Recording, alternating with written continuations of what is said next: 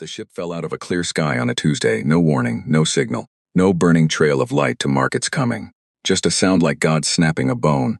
And then the ground shook, and then 60,000 tons of alien metal was sitting in the middle of the Kazakhstan steppe, half buried in black scorched earth, still breathing smoke into a sky that had no idea what to do with it. 3 villages felt the tremor. One shepherd watched his entire flock bolt south and never come back. A weather satellite caught the impact on the edge of its sensor range and flagged it as a meteor. The flag sat in a queue for 11 minutes before a board analyst in Almaty pulled it up, looked at the thermal image, and called his supervisor. His supervisor called her supervisor. 48 hours later, a military cordon stretched for 12 kilometers in every direction, and Dr. Sarah Chen was standing at the outer edge of it, arguing with a man who had more medals on his chest than she had years of education. "I am a xenobiologist," she said. "I study things that are not from this planet." That, she pointed past him at the black shape in the distance, the one that was clearly, obviously, not a rock, is a thing that is not from this planet. So please move. Colonel Marcus Webb looked at her the way men like him looked at problems they had not anticipated. Like she was a weather system. Annoying, temporary. "The site is not cleared," he said. Cleared for what? He had no answer for that. Nobody did. She got through 3 days later, when enough generals had argued with enough scientists, and enough scientists had won, that the cordon pulled back to 6 kilometers and a small joint team was allowed in on foot, with equipment they had to carry themselves. There were 7 of them. Chen, 2 physicists named Okafor and Brandt, a materials engineer called Yusuf who hadn't slept in 4 days and looked like it, a linguist named Mirova, who kept very quiet and watched everything, and 2 military escorts who had been told not to touch anything and looked deeply unhappy about being here. They walked toward the ship. It was not beautiful. That was the first thing Chen noted. She had imagined, her whole career, what first contact would look like. She had imagined sleek curves, strange lights. Something that felt built with intention. Something that felt proud. This was none of those things. The ship was massive, yes. Maybe 400 meters long, wider at the back than the front, shaped vaguely like a crescent that had been crushed and repaired badly, and then crushed again. The hull was dark gray and pocked with damage that was clearly old. Not from the landing, but from before. From whatever life this ship had lived before it ended up here. There were panels hanging loose. Sections where the hull had been welded shut from the outside, with materials that didn't match the rest of the structure. Places where whole chunks of the outer shell were just gone, exposing interior frameworks that had no business being exposed. Brandt said what everyone was thinking. "It looks like they threw it away." Nobody laughed. Because it did. It looked exactly like that. Like something taken to the edge of town and left at the curb. They walked around the full perimeter that first day. They took readings. They took photographs. They did not try to enter. Chen made notes in her recorder and tried to describe what she was seeing without letting her hands shake. She didn't fully succeed. The ship had no windows, no visible propulsion ports on the exterior, no markings that looked like a language, at least not one Mirova recognized. And Mirova had spent 20 years studying every writing system human beings had ever produced. What markings there were looked almost mechanical, like part numbers, like inventory codes. "Not a warship," Okafor said, late in the afternoon, sitting on a folding stool with his tablet on his knee. "The hull configuration doesn't support weapons arrays. No obvious firing platforms, no hardpoints, no targeting systems anywhere on the exterior. A cargo ship," Chen said. "Maybe, or a transport, or a research vessel," he paused. "Or a garbage hauler." That word sat in the air between them. Garbage. Chen looked at the ship again, at the mismatched welds, the missing hull sections, the damage that was clearly, unambiguously old. She thought. Someone decided this thing was not worth keeping. She thought. They were wrong. The entry point was found on day 6, not a door exactly. More like a seam in the hull that had been pressed shut from the inside, and then never opened again. Yusuf spent 2 days studying the seam's edge with instruments and his bare hands before he concluded it was designed to be opened, that the mechanism was internal, but had a manual override somewhere along the exterior lip. He found the override by accident. He leaned against Frohut, and part of it moved under his shoulder. The hiss of pressure equalizing was the loudest sound Chen had ever heard. The door, and it was a door, it swung outward on a hinge system that moved like it had been used 10,000 times. Opened onto a corridor that was dark and cold, and smelled like nothing. Not stale air, not chemicals, nothing. Like the air inside had simply stopped being air at some point, and was now just molecules waiting for a purpose. They stood at the threshold. The 2 military escorts had their weapons up. The scientists had their instruments up. Mirova had a notebook. Chen stepped in first. The floor was solid under her boots. The walls were a dark metal she could not identify. Not the same as the hull exterior. Something smoother, something that seemed to absorb her flashlight rather than reflect it. The corridor ran straight for about 30 meters and then bent left. The ceiling was low enough that Okafor, who was tall, had to angle his head slightly. Built for beings roughly human-sized. That was either a coincidence or something much more interesting. They walked the corridor. They found more corridors. They found rooms, sealed, most of them, some of them clearly storage, some of them clearly functional in some way they couldn't yet parse. They found what appeared to be a central chamber, large and oval, with a raised platform in the middle and surfaces along the walls that were covered in the same inventory code markings from the exterior. They found in a side room off the central chamber 3 dead aliens. They were small. That was the first thing. Chen had expected large. She didn't know why, perhaps because the ship was large. But these creatures were small, not quite a meter tall, with 4 limbs and a bilateral symmetry that was almost familiar, except for all the ways it wasn't. They had been dead for a long time. Long enough that what remained was close to mummification. The environment of the sealed ship had preserved them past the point of rot. They were still wearing something that resembled suits, close-fitting, dark blue, with the same inventory code markings on the sleeves. They had not died violently. That was the second thing Chen noted. They were positioned, 2 of them near the room's far wall and 1 near the door, in postures that looked like rest, like they had simply stopped, like the ship had stopped and taken them with it. Morova was very quiet for a long time. Then she said, "Workers, look at the markings. These aren't military insignia. These aren't rank. These are job classifications." Nobody asked how she knew that. They trusted Morova. "Workers who were on a ship that someone decided to throw away," Okafor said slowly. "And they couldn't get out," Yusuf said. The room was cold and still. One of the military escorts, a young man named Torres, who had been pointedly not showing any reaction to any of this for 6 days, made a sound in his throat that was almost a word. Chen looked at him. His face was doing something complicated. She understood it. She was doing the same thing with her face. Someone had dumped this ship, with the workers still in it. She filed that away in the part of her mind that was not science. The part that was something older and less tidy. She filed it, and she kept moving, because there was work to do, and the work was more important right now than the feeling. And she was very good at that particular trade-off. The full report reached 14 governments simultaneously on day 19. The reaction was predictable in structure, if not in detail. There was panic. There was overreach. There were emergency sessions and military buildups, and 3 different countries quietly began repositioning satellites before anyone asked them to stop. There was a week where Chen genuinely thought someone was going to do something irreversible, and she spent most of that week on phone calls with people who had much more power than her and much less information. But the ship sat in its crater and did nothing. It had no power. It had no active systems. It was, by every measure they had, dead. And after the panic had a chance to breathe, curiosity began to win. It always does, with humans. That is the thing about them. Panic is loud and it takes up a lot of room, but it has a short attention span. Curiosity is quiet and it is patient and it does not give up. The Joint Scientific Commission was formally established 6 weeks after the landing. 43 scientists from 11 countries. Chen was on it, Yusuf was on it, Okafor, Brandt, Morova, all of them, and dozens of others. Engineers, physicists, biologists, chemists, linguists, computer scientists. People who had spent their entire careers waiting for exactly this, and who now had it and were not going to waste a single day. They moved into the ship, not just visits, they moved in. They built a pressurized attachment at the entry point, a temporary structure that let them pass between the ship and the outside without equalizing pressure every time. They set up workstations in the central chamber. They cataloged every room, every surface, every object they found. There were hundreds of objects. Most of them made no sense yet. That was fine, that was the job. That was what scientists were for, sitting with things that made no sense and refusing to leave until they did. Yusuf found the power core on day 41. It was in the lowest section of the ship, a chamber that took 3 days to reach because half the access corridors were collapsed or sealed. The core itself was a sphere about 2 meters in diameter, made of a material that Yusuf's instruments categorized, embarrassingly, as unknown class 4 recheck equipment. He rechecked the equipment 4 times. Same answer. The core was not dead. That was the thing. Every other system in the ship was dead, but the core was not.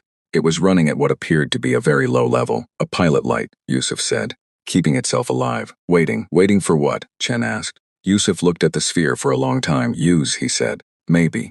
She didn't ask him to explain that. She wrote it in her notes and let it sit. The first breakthrough came from Morova, which surprised no one who knew her. She had spent 2 months with the markings. Not just the inventory codes. Those she had decoded relatively early, They were indeed job classifications and item categories and numerical systems that mapped onto base 12 counting, which itself told them something important. She had spent 2 months with the deeper markings, the ones in the central chamber, the ones that covered the raised platform completely and ran along the walls in patterns that were clearly not inventory and clearly not decorative. She came to Chen's workstation on a Wednesday morning and put a single sheet of printed notes on the desk. "It's a manual," she said. Chen looked up. The markings on the platform, their instructions. Step-by-step operational instructions for someone who does not know how to operate the ship. Morova sat down across from her, and for the first time in 2 months, she looked like she had slept. They left a manual, on the platform, in the most central, most visible location in the ship, right where anyone who entered would see it. Chen stared at her. "They knew," she said. Morova nodded. Someone knew this ship was being dumped. Someone knew it might be found. And someone wrote instructions for whoever found it. She paused. "In a writing system designed to be decoded. The structure is pedagogical. It teaches you how to read it as you read it. I've been decoding it for 2 months, and I didn't realize until this morning that the early sections were teaching me the language I needed to read the later sections." Chen sat back in her chair. Outside, through the pressurized attachment, through the hull of the ship, somewhere above them, the stars were doing what they always did. Sitting there, not caring, but someone out there had cared. Someone had left a message, had hidden a key inside the lock for whoever came after. She thought about the 3 dead workers in the side room. She thought about the mismatched welds and the missing hull sections, and the ship that someone had decided was not worth keeping. She thought they threw it away. But someone inside it, before it fell, left them a road. She picked up the notes. "All right," she said. "Let's learn to read." The manual had 43 sections. Morova worked through them in order, the way the manual itself seemed to demand. Each section built on the last, each set of symbols, unlocking the next layer of meaning the way a key unlocks a door that contains another key. She worked with 2 linguists she trusted, a mathematician named Patel who understood structural patterns better than anyone Chen had ever met, and a pot of tea that she refilled so many times the kettle in the workstation corner gave out and had to be replaced. By section 9 she could read simple operational commands. By section 17 she understood the ship's internal map. By section 26 she was reading technical specifications that Yusuf stood over her shoulder to see. And Yusuf did not stand over anyone's shoulder for anything, so that told Chen something. "It's not just a manual for the ship," Morova said one evening, 3 months into the work. The central chamber was quiet around them. Most of the team had gone to the sleeping quarters in the pressurized attachment.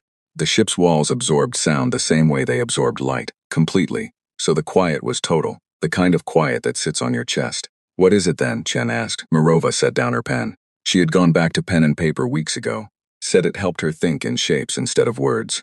"It's a letter," she said. "The technical instructions are real, they work, but they're the frame. The content, the actual content, is a letter. From someone inside this ship, written before it was dumped. Written to whoever came after." Chen waited. The writer knew the ship was condemned. They disagreed with the decision. They thought the ship had value that the people condemning it couldn't see or didn't want to see. Morova picked up her pen again, turned it in her fingers. They called them, the ones who dumped it, the Veth.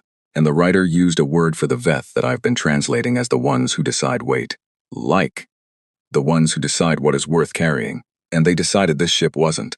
They decide everything isn't eventually. Morova looked at the walls, the markings running floor to ceiling, the inventory codes, and the deeper language beneath them. The writer called the ship the Unbroken.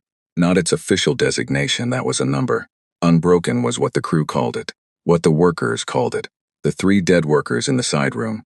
Chen had thought about them every day for 3 months. "The writer was one of them," she said. It wasn't a question. Morova nodded, a maintenance engineer, lower crew. Someone who kept the ship running and was not consulted when the ship was written off. She paused. The Veth considered the core drive irreparable. The writer disagreed. They believed the core could be restarted with the right sequence and the right materials, and they spent the last section of the manual explaining exactly how to do it. Chen stood up. "Show Yusuf." Yusuf read the translation 3 times, standing up, not moving, with the expression of a man who has just been told something he has wanted to hear his whole life, and is not sure yet if he should trust it. Then he went to the core chamber and did not come out for 18 hours. When he emerged, he was wearing the same clothes, and his eyes had that specific unfocused look that meant he had been thinking so hard, he had temporarily stopped experiencing his own body. He sat down across from Chen in the central chamber and put his hands flat on the table. "The core isn't broken," he said. "The Veth said it was. The Veth were wrong. He said it simply, with no drama, the way you say something that is just true. The Corps went into a protection state. Something happened. I think a cascade failure in the secondary systems. Maybe 100 years ago, maybe more. And the Corps locked itself down to prevent full collapse. It's been sitting in that locked state ever since. The Veth ran diagnostics, saw a lockdown core and called it dead, and it's not. It's completely intact. It's been waiting. He looked at her. The restart sequence in the manual. I cross-referenced it with the physical components I've been cataloging for 3 months. Every component the writer mentioned exists. Some of them need to be reconnected. Some of the secondary systems need to be rebuilt, and I can build them because I now understand what they do. He stopped. Sarah, I can restart this ship's core drive. The quiet of the chamber sat around them. How long, she said. A year. Maybe less if I have the right people. She thought about 14 governments and the arguments that had been running for 4 months over who controlled this project, who had access, who got the data. She thought about the 3 dead workers. You'll have the right people, she said. She was wrong about one thing. It took 8 months. Not because Yusuf was slow, because the world kept interrupting. 4 months in, 2 governments withdrew from the Joint Commission over a dispute about data sharing agreements that had nothing to do with the ship and everything to do with older arguments that had been looking for a new arena. Chen spent 3 weeks doing nothing but phone calls, pulling strings she hadn't known she had, trading favors with people she didn't particularly like. She got them back, barely. Chopst, 2 months after that, a private security contractor, hired by a technology company whose name Chen was not supposed to know but knew anyway, got through the outer cordon at 3 in the morning with cutting equipment and the goal of taking physical samples from the hull. They got as far as the entry point before military response reached them. Nobody was hurt. The contractor's employer issued a statement calling it a research initiative. Chen issued a statement calling it something else entirely and was asked by 3 separate governments to tone it down.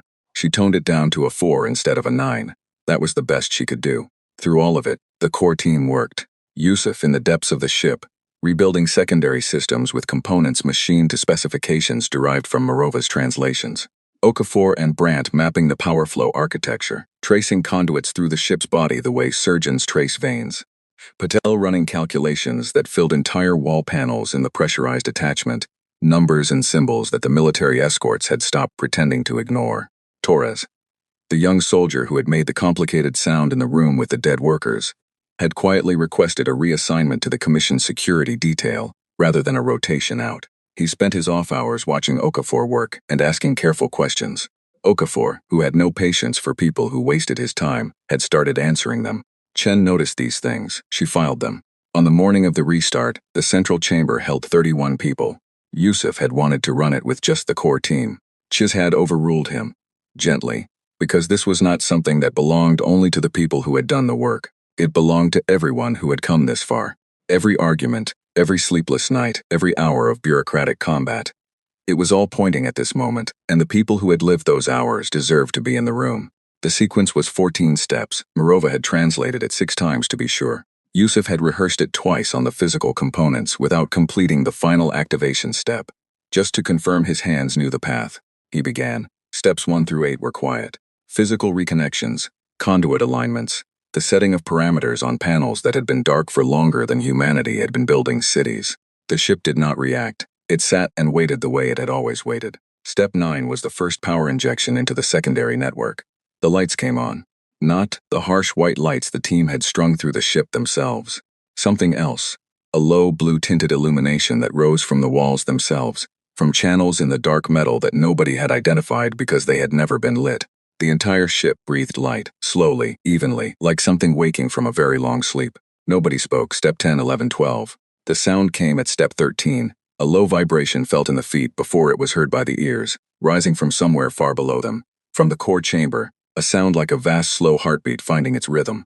Step 14. Yusuf pressed his palm flat against the activation panel. The heartbeat deepened. The lights brightened by 10% and held. Every display surface in the central chamber, surfaces they had cataloged as display surfaces for months without being able to use them, came alive at once, filling with data in the Veth script in the inventory language, in the deeper language of the manual. The ship was awake. The room erupted. Not the way rooms erupt in films. It was not neat or triumphant. It was messy and loud, and someone was crying, and someone else was laughing. And Okafor sat down on the floor because his legs decided they were done. Brandt grabbed Patel by the shoulders and shook him. Torres stood at the edge of the room with his arms crossed, and his jaw tight, and his eyes doing what eyes do when a person refuses to let them show what is actually happening. Chen stood still in the middle of it. She was reading the displays. The data that poured through the ship's active systems in the first 12 hours was more than the team could process in a year. They recorded everything. They began sorting. They built a priority hierarchy. Navigation systems first, propulsion second, life support third, communications fourth. It was in the communications archive that Chen found the context she hadn't known she was missing. The ship had received transmissions, hundreds of them, spanning what appeared to be a significant period before the ship was dumped. The transmissions were from Veth administrative systems, the Veth equivalent of official channels, of government correspondence, of corporate communication. Mirova worked through them with Patel for 6 days, and came to Chen with a summary that Chen read standing up in the corridor outside the central chamber at 2 a.m. The Veth were old, extraordinarily old as a civilization. The scale of the timeline in the records suggested tens of thousands of years of organized spacefaring. They were large, not in physical size but in reach. Hundreds of systems, thousands of worlds, a network of trade and administration that made every human government look like a neighborhood association. And they were by any useful measure done, not dying, not at war, just finished. The records showed a civilization that had stopped moving forward so long ago that it had forgotten forward was a direction.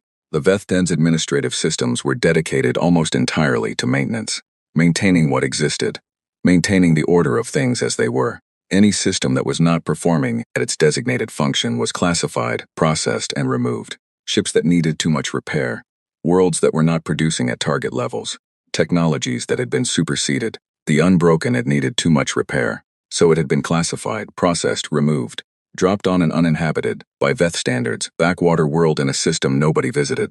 Chen set down the summary. She thought, they're so big and so old that they throw away ships the size of skyscrapers. They throw away ships the way she threw away a pen that had run dry. No anger, no waste. Just reclassification, she thought. They do not know we are here. Or if they know, they don't care. We are below the level at which they take notice. She thought about what Mirova had said. The ones who decide wait. Then she went and found Yusuf. He was in the propulsion analysis room, which was what they had started calling the large room aft of the central chamber, where the drive system schematics were displayed. He was standing in front of a wall of data with his hands in his pockets, which meant he had been standing there long enough that he had given up on doing anything and was just looking. The drive, she said. When can we understand it? He didn't turn around. I understand it now. Enough. Enough for what?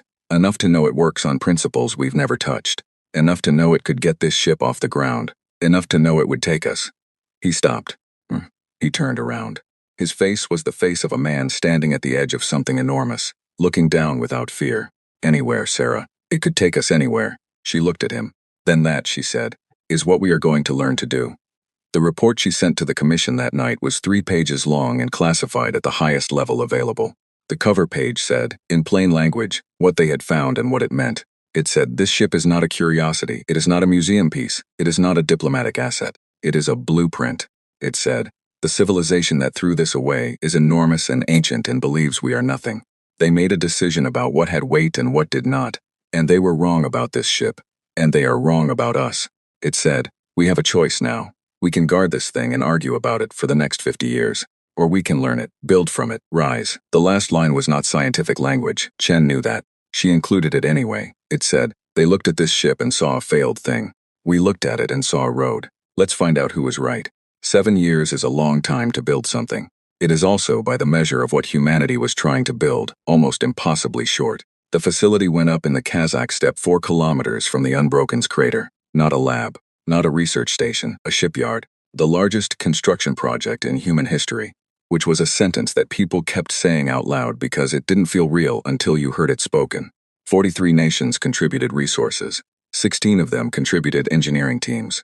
6 of them contributed manufacturing capacity that had never been pointed at anything except military hardware, and now was pointed at something else entirely. The arguments did not stop. They never stopped. They were just managed. The way you manage a fire that you need for warmth and cannot afford to let go out and cannot afford to let grow. Chen spent 2 of those 7 years doing almost nothing except managing the fire. She got gray at the temples. She stopped noticing. The Unbroken stayed in its crater. It had become the world's most studied object by a margin so large the second-place object, a meteorite in a Moscow museum, was almost an insult by comparison. Every system was mapped. Every component was cataloged and understood, and in most cases, replicated. Yusuf's team reverse-engineered the alloys by working backward from the properties. They didn't need to know the process, just the result, and with enough analysis and enough failed attempts, they found processes of their own that got to the same place.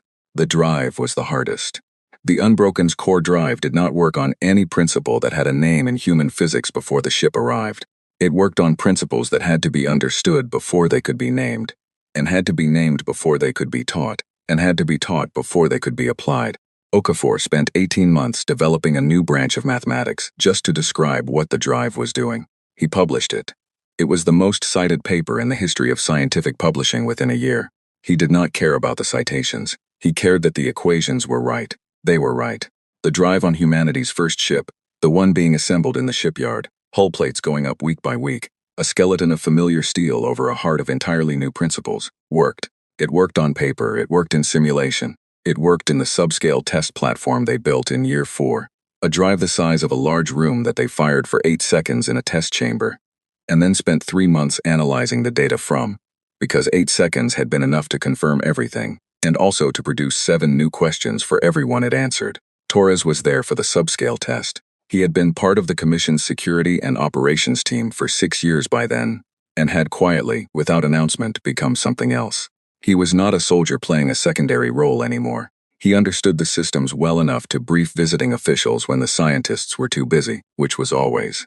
He had read every translation Mirova had produced. He had sat with Okafor's mathematics until they made sense to him, which had taken 8 months and a level of stubborn refusal to quit that Okafor had publicly called at a team dinner the most impressive non-scientific thing he had ever witnessed. When the subscale drive fired and held for its 8 seconds, and the test chamber shook, and every instrument in the room spiked and then settled, Torres stood with his arms crossed and did not smile, but his breathing changed. Chen was standing next to him and she heard it. She understood it. She was doing the same thing with her lungs. The ship was named in year 6, before it was finished, because waiting felt wrong. There were proposals, hundreds of them, submitted through the Commission's public portal, from people all over the world, who wanted to be part of naming the thing. Most of them were fine, dignified, historic, the names of scientists, of explorers, of concepts. Unity, Pioneer First Light. Chen read them all. She sat with them for a week. Then she went to Mirova. What was the word, she said, that the writer used for the ship? The maintenance engineer, in the manual. Mirova looked at her. You know what it was, she said. Chen knew what it was. The ship was named the Unbroken. Not because the alien ship had been named that. The alien ship still sat in its crater and had its own history. The human ship was named Unbroken because of what the word meant in context, because of who had used it and why. A worker who had been left behind, on a ship being discarded by people who had decided it had no more value, had given it a name that was an argument, an act of defiance against the ones who decided wait. It seemed right to carry that argument forward. Launch day was a Thursday in March, 8 years and 4 months after the original ship fell from the sky. It was not broadcast live. That decision had been argued over for a year, and the final call was Chen's. If something went wrong, the last thing humanity needed was to watch it happen in real time on a global feed. There would be data. There would be a full record. If it went right, they could show that record to everyone on Earth. If it went wrong, they would need time to think before they talked. The crew was 12 people. Chen was one of them, a decision that every government on the Commission had objected to. And she had simply not responded to the objections, because they were her objections to dismiss. Yusuf was the chief engineer. Mirova was aboard because if they encountered anyone, language would matter. Torres was the operations lead, which was a title invented for him because the old titles did not fit what he had become. The first test was not a jump. It was an orbital run, lifting off under conventional thrust, reaching low orbit, running the drive at low power to maintain position, then returning. Basic. Careful. The kind of test you do when what you have built has never existed before, and you are not reckless, only determined. The Unbroken lifted on the first attempt. It lifted clean, the way a thing lifts when it was built correctly, when every component earned its place. When 7 years of arguments and failures and rebuilds and sleepless nights all pointed at one moment, and that moment delivered. The thrust was smooth, the ascent was smooth. Torres called out systems as they cleared atmosphere, and every call was nominal. And Chen sat in the navigator's seat and watched Earth curve away below them, and did not let herself feel it yet, because there was still work to do. Orbit was nominal, drive test was nominal, re-entry was nominal. They landed in the steppe 4 kilometers from where the original Unbroken still sat in its crater. And the ground crew ran to meet them. And Chen stepped out of the ship, and the cold March air hit her face, and she let herself feel it then. She felt it for about 30 seconds. Then she went to debrief. The first jump came 11 months later, short, targeted. A destination inside their own solar system. A point in the outer belt. Chosen because it was empty and the round trip could be completed in a time frame that wouldn't break anyone's nerve. The jump itself lasted, by every clock on the ship, 4 seconds. The distance covered was 4.2 billion kilometers. Chen had read the theoretical explanations for jump travel so many times she could have written them. She had run the simulations. She had helped design the targeting system. She knew intellectually completely that what the drive did was not magic but physics. New physics. Physics without a name 10 years ago, but physics. It did not feel like physics. It felt like the universe blinked and opened its eye somewhere else. 4 seconds. Then the outer belt around them. The distant smear of the sun smaller and colder at this range.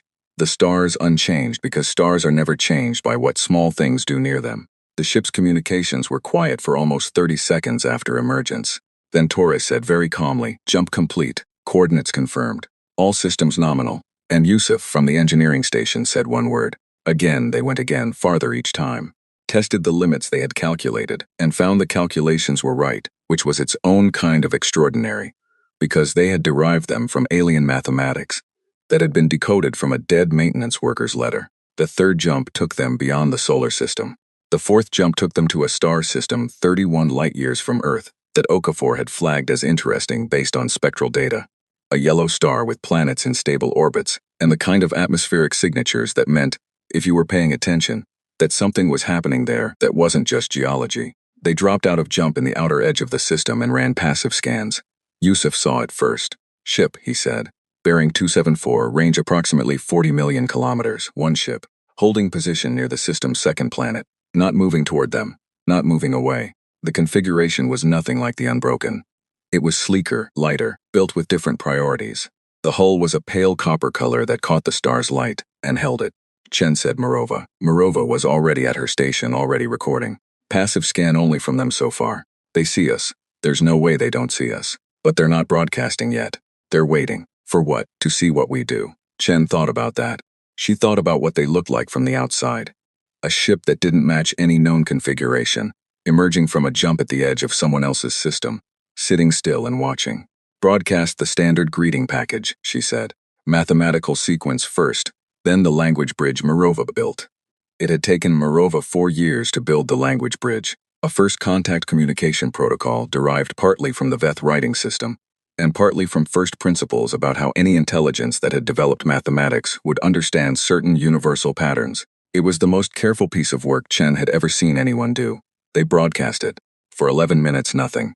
Then the copper ship responded. It took Morova 6 hours to establish basic communication. Not conversation, not yet. Basic communication. The equivalent of yes, no, we hear you, we mean no harm. We have heard that kind of thing before, and note you are flying a drive configuration we associate with a very specific and very powerful civilization. Please explain. That last part took 3 hours alone because the concept of "please explain" was embedded in a grammatical structure that implied a hierarchical request. Not a question between equals, but something a lower party asked of a higher one. Morova unpacked it carefully and answered in kind, using the same register, meaning, "We understand you think we are beneath you. We are answering anyway." The copper ship's people were called, in their own language, the Orath. They were old, not Veth old, but old by any human measure. They had been traveling the stars for 4,000 years. They knew the Veth the way a small town knows the highway that runs past it but never stops.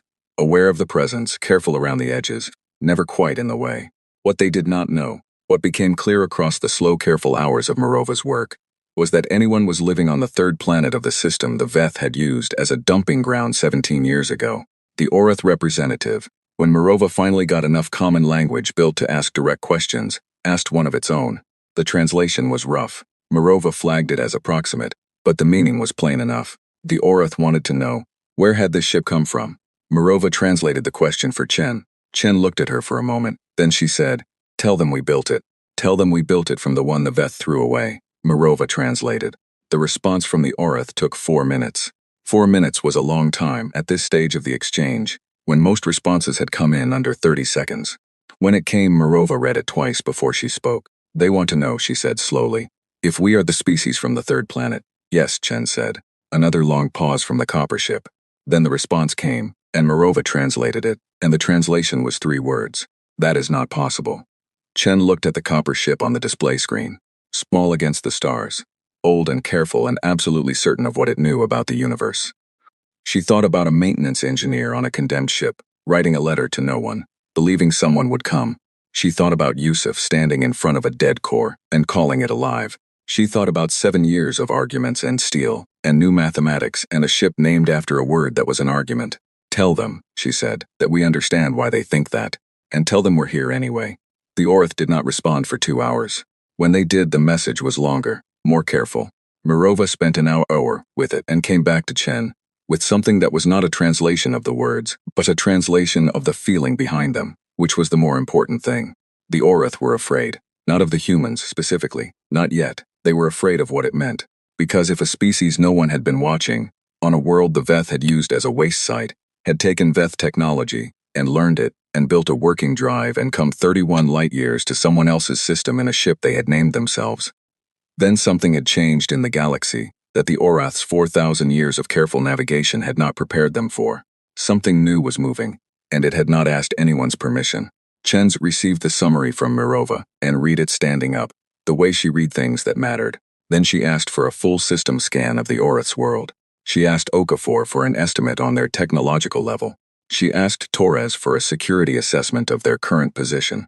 She did all the things a responsible person does when they are somewhere new and do not yet know all the rules. Then she sat down and thought about the Veth, about their thousands of worlds and their ancient administrative systems, and their habit of deciding what had weight and what did not. They had decided Earth did not. They had decided the Unbroken did not. They had decided wrong twice. She wondered how many more times they had been wrong, and how soon they were going to have to answer for it. 5 years after the Orith, humanity had 9 ships, not 9 of the same ship. 9 different ships, because humans did not build the same thing twice when they could build something better instead.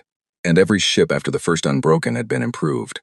Better drive efficiency, better hull alloys, better life support, better targeting and navigation. The shipyard in the steppe had grown to 3 times its original size, and there were 2 more yards now. One off the coast of South Africa, and one in orbit. The orbital yard being the thing that Yusuf had pushed for hardest and gotten approved fastest, because once you could get to orbit cheaply, the idea of building in orbit was almost obvious.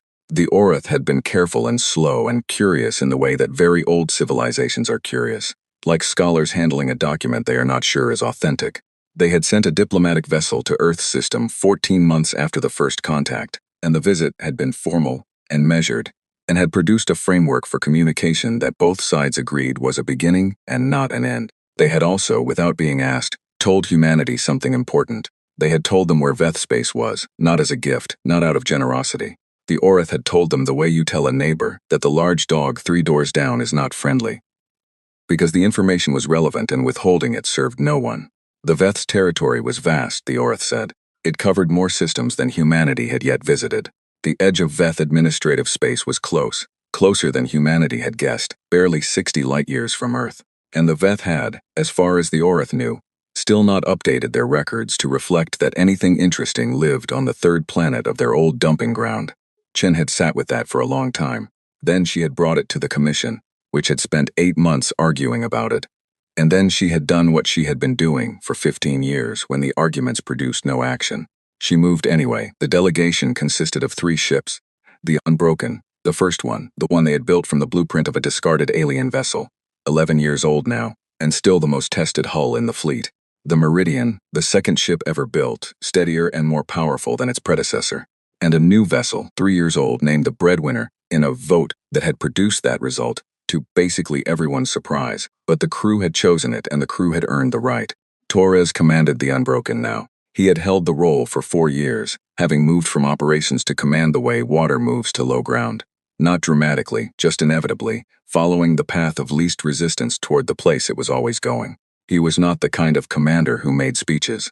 He ran a ship the way Yusuf ran an engine room, quietly, completely, with total attention and no wasted motion. Chen was aboard as the delegation's head. Mirova was with her. Okafor had stayed on Earth. He had a lab now, 400 people working under him, and leaving it felt to him like leaving a second body behind. He had argued against the trip. He had lost the argument and spent the weeks before departure being loudly unhappy about it in a way that meant he was worried, which was how Okafor showed he cared about things. Yusuf had said goodbye at the orbital yard, standing on the dock platform while the Unbroken was being run through final checks, and his goodbye had been one sentence. "Come back with something worth knowing," he said. She had promised she would. They jumped to the edge of Veth space, not into it. To the edge, a system on the boundary of the Orath's mapped territory, empty of habitation, chosen because it gave them a position from which they could observe Veth traffic patterns before announcing themselves. This had been Chen's insistence, and the 6 governments most invested in the mission had agreed, which told Chen the 6 governments were more nervous than they were admitting. They spent 2 weeks watching. Veth ships moved through the region in patterns that were, Morova noted, extraordinarily regular. The same routes, the same intervals, the same configurations. Not patrols, nothing that implied alertness or anticipation, administrative traffic, cargo runs and bureaucratic transports moving on schedules that had probably not been changed in decades. Torres watched the traffic patterns for 2 weeks and said, on the 15th day, that they moved like buses. Buses? No variation, no awareness. He paused. They're not watching the edges. They don't expect anything to come from outside their routes. Because nothing does, Morova said. The Orath move around them, not through. Most species do. The Veth are large enough that you simply route around them. Torres looked at the traffic patterns on his display. That's going to be a problem for them, he said. They entered Veth space on the 16th day. Chen sent the broadcast ahead of them. A formal contact package using the Veth script, which Morova could now write as well as any human wrote a second language, carrying a mathematical introduction and a statement of identity and a request for communication. Correct and careful, built to be impossible to misread. It took the Veth 4 hours to respond. The response when it came was not from a ship. It was from an administrative relay station, 3 light hours inside their border, an automated system, by the look of it, routing the signal through a bureaucratic chain that Morova mapped in real time as the messages passed through it. The reply that came back was the kind of reply that an administrative system sends when something has landed in the wrong category, and it is not sure what to do with it. It was in essence a form letter. Please identify your administrative affiliation. Please provide vessel registration. Please specify your cargo classification and destination system. If you are in distress, proceed to the nearest Veth maintenance station at these coordinates. Chen read it. She read it again. Then she handed it to Morova and said, reply. Tell them we don't have an administrative affiliation in their system. Tell them this is first contact and we are requesting communication with whoever handles that. Morova translated and sent. 4 more hours passed. The reply was another form letter, similar language, slightly different routing, a different bureaucratic chain, but the same essential message. The system did not have a category for what the humans were, and therefore was redirecting them toward the nearest applicable category, which was not applicable at all. Torres stood at his station with his arms crossed and said nothing. They have a process for everything, Morova said, and no process for this. So the system keeps trying to fit us into an existing box. How long does that go on? Chen asked. Until it escalates to something that can think. It took 11 hours and 4 more form letters before that happened. The ship that came was large. Not a warship. The configuration was administrative. The same kind of bureaucratic presence that the Orath had described. The kind of ship the Veth used to manage their territory the way a city uses civil servants. But it was large, and it moved with the particular confidence of something that had never had a reason not to be confident. And when it dropped out of transit at close range and held position 200 kilometers off the Unbroken's bow, Chen felt the crew go still. Not afraid, still. Alert, good. The communication that came from the administrative ship was direct. Morova had it translated within minutes. The message said, you are in Veth space without authorization. Please identify and provide administrative registration. Chen dictated the reply herself, with Morova handling the translation. It said, we are from the 3rd planet of the system you use for disposal. We have no registration in your system because until 17 years ago, we did not know your system existed. We know it now. We are here to introduce ourselves. The Veth ship took 22 minutes to reply. In the normal rhythm of the exchange, that was very long. The reply said, the 3rd planet of the Yun-4 system is classified as uninhabited. Category 4 subsapient biosphere, no administrative significance. Chen read that 3 times. Subsapient. She sat with the word for a moment. She let it be what it was. Then she filed it in the same place she had filed everything else over the last 15 years. That had tried to tell her that what she was doing was not worth doing. The reply she sent said, your classification is incorrect. We would like the opportunity to demonstrate that. Another long pause. Then, the Veth ship asked a question that the automated systems had not been capable of asking. It asked, "How did you get a functioning interstellar drive?" And Chen, for the first time in the entire exchange, smiled. She told them exactly how. She did not soften it. She did not present it diplomatically or cushion it in careful language. Mirova had offered to rephrase, and Chen had said no, because the truth of it was the point. She said, 18 years ago, a Veth vessel was classified as failed and discarded into the Yun-4 system. It landed on the third planet. We recovered it, we studied it, we rebuilt it. We built more ships from what we learned. We are here in one of those ships now, she said. We found the crew still aboard. We know what the ship was called and who named it and why. She said, your people decided the Unbroken had no more weight. We disagreed. The Veth ship's response took 41 minutes. When it came, it was not a single message but a cascade of bureaucratic transmissions, signals going out in multiple directions, up administrative chains, flagging systems, routing status changes. The humans could see the signal spreading from the ship like ripples in still water. The machinery of a vast old civilization beginning to turn its attention toward a thing it had not expected to exist. Torres watched it happen on the communication display. He said, they're reporting us up the chain. Good, Chen said. They're not going to like what they hear from the top. Probably not. Could get difficult, he said. Chen looked at the Veth ship on the screen. Large and confident and suddenly, very slightly, uncertain. The uncertainty showed in the pattern of the outgoing signals. Too many of them, too fast, going to too many places. The behavior of a system that had encountered something it did not have a form for, and was urgently looking for one. Let me tell you something about difficult, she said. We took apart a ship we found in a hole in the ground and learned to sail it in 7 years. We flew 31 light years to say hello to people who didn't know we were coming. We got here by doing the impossible so many times we stopped calling it that. She looked at Torres. Difficult is something we know. He said nothing, but the corner of his mouth did a small thing that was almost a smile. The Veth sent a second ship 6 hours later, then a third. None of them were warships. That was important. Chen and Torres watched each arrival carefully, and every ship that came had the same administrative configuration. Bigger than the first, more senior in the hierarchy, but the same category of vessel. Not force, not threat. The Veth were escalating through their system, not their military, which meant they were confused, not hostile, which meant there was still room. The senior Veth representative established direct communication in hour 22. This was not an automated system. This was the Veth equivalent of a person, a designation, a rank, a voice behind the words. Mirova handled the translation with the care she gave everything that mattered, which was everything. The Veth representative said, the humans should not be here. Said it without anger, the same way you might say a door should not be open that you are certain you closed. It was a statement of category, a correction. Chen replied, we are here. That is the current state of things. The representative said the Yun-4 system was Veth territory, and the third planet was catalogued under Veth administrative code. Chen replied, you are welcome to update the catalog. A pause. Then the representative said something that Mirova translated twice before she was satisfied with it. The word the Veth used was not quite a question, and not quite a challenge.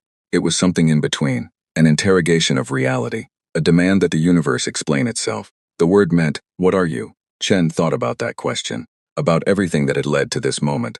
The crater, the dark ship, the dead workers, the manual on the platform wall, 7 years of arguments and steel, the first jump, the Orith sphere, 5 years of building and learning and going farther each time. She thought about Yusuf's hand on the activations panel, and the lights rising in the walls of a ship that had been declared dead and was not dead.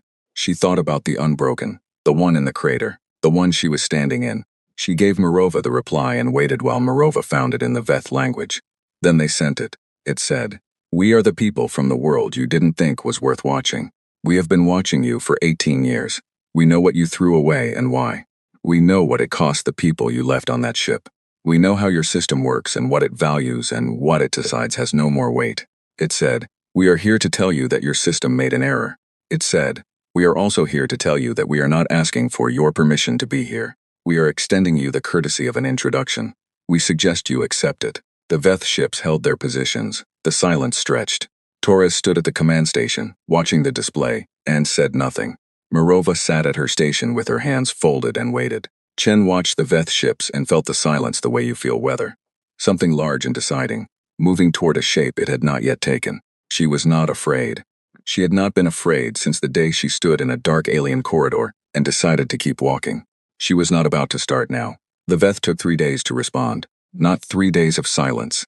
The administrative signals kept moving, spreading further into Veth space, climbing higher up the chain, reaching levels of the bureaucracy that had not received a novel input in longer than anyone on the human ships could calculate. The machinery of a civilization that had been running on maintenance mode for thousands of years was being asked, for the first time in a very long time, to make a new decision. Torres watched the signals and did not sleep much. Chen slept less. Mirova slept fine. When Chen asked her how she managed it, Mirova said she had spent her whole career sitting with things she did not yet understand, waiting for them to become clear. This was just another version of that. She said it the way she said most things, simply without decoration, as a statement of practical fact. Chen envied her that she always had. The breadwinner and the Meridian held their positions, flanking the Unbroken. Their crews ran normal operations and tried not to watch the Veth ships too closely, which was a thing you could only do for so long before you gave up and watched anyway. The Veth ships, 7 of them now, each larger and more senior than the last, held their own positions in a rough arc 200 kilometers off. Not an encirclement, not a threatening formation, just presence. The physical expression of an institution that was not sure what to do, but was certain that doing nothing was also wrong. On the 3rd day a new ship arrived, different configuration, not administrative, not military, exactly, but built with the kind of deliberate weight that meant it carried authority rather than function. It was the largest vessel any of the humans had seen up close, dark and slow and certain of itself, and it positioned itself at the center of the Veth arc and held there, and then opened a communication channel directly to the Unbroken. Mirova looked at the incoming signal and was quiet for a moment. Senior diplomatic designation, she said. This isn't a bureaucrat. This is someone who was sent. Sent by whom? Torres asked. By whatever is at the top. She paused. They took 3 days because they went all the way up. And whoever is at the top decided to send someone down instead of a form letter. Chen sat up straighter. Then let's talk, she said. The Veth diplomat's name translated as something close to assessor. Not a personal name, a title, a role, a function within the system. The Veth did not appear to use personal names in official contexts. Everything was designation and classification, rank and category. Even the being speaking to them was a category before it was an individual. The assessor spoke with Mirova for 2 hours. Chen sat beside her and listened, getting Mirova's running translation in real time, keeping her face even and her responses measured. The assessor's opening position was not hostile. That was the first surprise. Chen had been prepared for many things: dismissal, threat, bureaucratic stonewalling. What she had not fully prepared for was the quality of attention the assessor brought to the conversation. It asked careful questions. It listened to the answers. It did not repeat its conclusions as though the answers hadn't been given. The Veth had known, it said, that the Yun 4 system had been used for disposal. This was unremarkable. Hundreds of systems had been used that way over the centuries. The 3rd planet's biosphere had been classified as subsapient based on assessments that were, the assessor acknowledged with no particular emotion, old. Very old. How old? Chen asked through Mirova. Older than your recorded history, the assessor said. The last survey of the Yun 4 system had been conducted 4,000 years ago. Chen absorbed that. 4,000 years ago, humanity had been building mud brick cities between 2 rivers and had no concept of the stars as destinations. The Veth had looked, seen nothing worth watching, and not looked again. She thought, 4,000 years, they checked once. She did not say that out loud. Mirova, reading her face, had the expression of someone who was very deliberately not commenting. The assessor said, the vessel that was deposited in the Yun 4 system was classified as a Category 6 disposal. Irrecoverable, core failure, structural damage beyond viable repair threshold. Chen said, the core was not failed. It was in protective shutdown. Your assessment was incorrect. A pause, the assessor said yes, just that, a straight line clean and undefended, yes. The assessment had been incorrect. It said this the way you say a fact that is uncomfortable but is still a fact, without softening it and without elaborating on it. And Chen felt something shift in the room, in the quality of the exchange, because it was honest in a way she had not expected from something that had spent 3 days generating form letters. She said, there were workers aboard, 3 of them, they were not evacuated. The pause this time was longer. The assessor said, the disposal record does not reflect crew aboard at time of classification. The record indicates the vessel was evacuated prior to disposal. The record is wrong, Chen said. Another pause. Yes, the assessor said again. It appears the record is wrong. What came next was not a negotiation in any form Chen had a word for. It was more like an accounting. The assessor asked for everything. The full record of what had been found on the ship. What had been understood, what had been built, where humanity had gone, and who they had spoken to. It asked for the manual on the platform wall. It asked for Mirova's translation of the maintenance engineer's letter. Morova provided all of it. Every document, every translation, every record of the team's work going back 18 years. She transmitted it with the same care she gave everything. The assessor received the data and was quiet for a long time. Then it said, "The individual who wrote the manual, their designation in our records." Morova pulled the designation, the inventory code that had been on the dead worker's suit sleeve, the same code that appeared in the ship's records beside the manual. She sent it. The assessor ran it through its system. The humans could see the query going out, reaching into Veth records, pulling something back. When the assessor spoke again, the quality of its voice, its transmission, its tone had changed. Not by much. But Morova noticed, and Chen noticed, and Torres, standing at the back of the room, noticed because Torres noticed everything. The assessor said, "This individual was recorded as evacuated with the rest of the crew. Their record was closed as such. Under our system, a closed record cannot be reopened without cause." Chen said, "Their remains are still on the ship. In the Yun 4 system, that is cause." Another long pause, the longest yet. The assessor said, "Yes, that is cause." It said, "We will need to send a vessel." Chen said, "We will take you there ourselves." The journey back to Earth's system was not quick. The Veth assessor's ship was not built for speed in the way the human vessels were. It was built for permanence, for the slow, confident movement of an institution. And it traveled at its own pace, and the humans adjusted to that pace, because they had just accomplished something real and they could afford patience. Torres used the travel time well. He sat with Morova every day, and worked on his Veth vocabulary, which was not good and would not be good for years, but which was something. Morova taught him the way she taught everything, by starting with structure, not vocabulary, so that the words would have somewhere to go when they came. Chen spent the travel time writing the report she had been composing in her head for 3 days, since the moment the assessor said yes for the first time. Not a commission report. Those would come later, long and formal and argued over by people who had not been in the room. This was something else. The record of what had happened. From the beginning, from the Tuesday when a ship fell out of a clear sky to this. A human vessel leading a Veth diplomat toward a crater in the Kazakhstan steppe.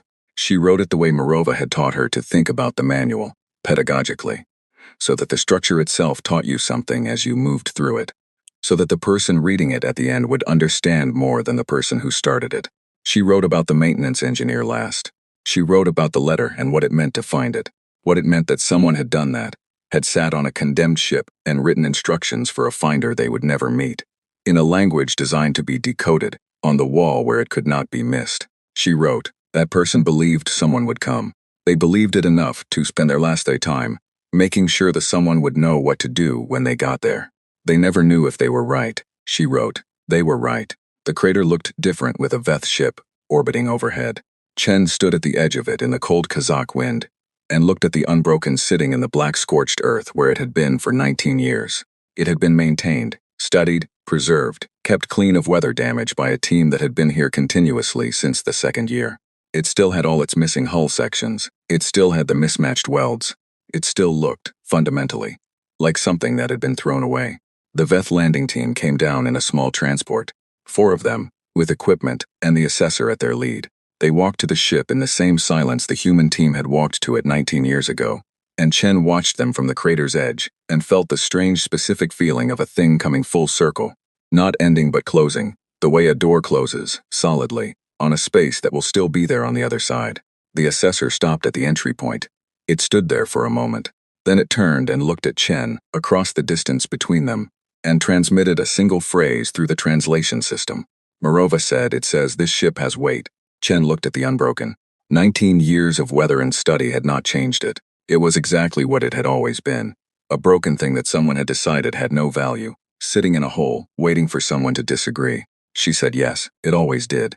The Veth recovered their workers with the full ceremony their culture applied to such things, which turned out to be significant, more elaborate and more serious than any human who had not read Morova's later translations would have guessed. The Veth, for all their bureaucratic coldness, had a complicated relationship with their dead. They did not leave them in wrong records. They did not leave them in wrong places, once they knew. The 3 workers were taken home. The maintenance engineer was the last. Before the remains were moved, Morova asked the assessor for the individual's personal name, not the designation, the name, the one the crew would have used. The assessor accessed the record that had been reopened and provided it. The name translated approximately as Ren. Morova wrote it down. She added it to the translation of the manual, on the cover page, above the title, where it should have been from the beginning.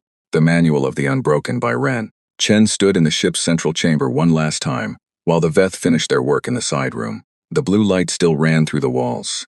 The display surfaces still showed data in a language she could now read, almost with effort. The platform at the center of the room was still covered in the marks that Morova had spent 2 months learning to decode, that had taught her the language as she went, that had been written by someone who believed in the value of the thing they were leaving behind. She put her hand flat on the surface of the platform. The metal was cool and smooth, and it absorbed her warmth the same way it absorbed everything, completely, without giving it back. She stayed there for a moment, then she went out. The agreement with the Veth took 14 more months to reach, and was not simple, and was not painless, and required arguments that Chen would not describe as pleasant, even in the mildest possible framing. The Veth system did not change quickly. It had not been built to change quickly. It had been built to persist, and it would persist long after everyone involved in this negotiation was gone. But it changed. The Yunfor system was reclassified. The third planet's entry was updated. The category that had said subsapient was replaced with a designation that Morova translated as independent sapient emergence, a category that had not existed in the Veth system before, and had to be created for this specific case and then, because the Veth system was thorough if nothing else, applied retroactively to check if any other worlds had been similarly misclassified. They found 6. 3 of them had developed nothing further. 2 of them had complex ecosystems that warranted new surveys. 1 of them had, in the intervening centuries since the last assessment, developed something that looked a great deal like civilization. The Veth were going to be busy for a while. The Orith, when Chen told them, laughed, not in their full language, just a sound, a response that was distinctly not formal and distinctly amused, that came through the communication system and sat in the air of the unbroken central chamber for a moment. Chen laughed too. The 9th ship in the human fleet was renamed. It had been called the Resolution, which was a fine name and had been voted on properly, and nobody objected to the renaming except on procedural grounds, which Chen had been overruling on procedural grounds for 20 years, and was not about to stop. The 9th ship became the Ren. It was painted with the inventory code from the maintenance engineer's suit sleeve, not as decoration but as identification. The way a name goes on a ship, the way you carry something forward. At the commissioning ceremony, which was held at the orbital yard with every commission member present, and several Orith observers, and one very senior Veth administrative representative, who had come without being asked and stood at the back without speaking, Chen gave the shortest speech of her career. She said, 18 years ago, someone left a road for us. They didn't know who would find it. They didn't know if anyone would. They left it anyway, because they believed the ship had weight, and they were not going to let it go down without saying so. She said, every ship we build is an answer to that belief. Every star we reach is proof that they were right. She said, we didn't ask anyone's permission to come this far. We're not going to ask for the next part either. She looked at the ship, at the inventory code on its hull painted there in the same dark color as the original. The code that was now also a name, also a dedication, also a small permanent argument against the idea that the ones who decide weight are always right. She said, we go now. They went.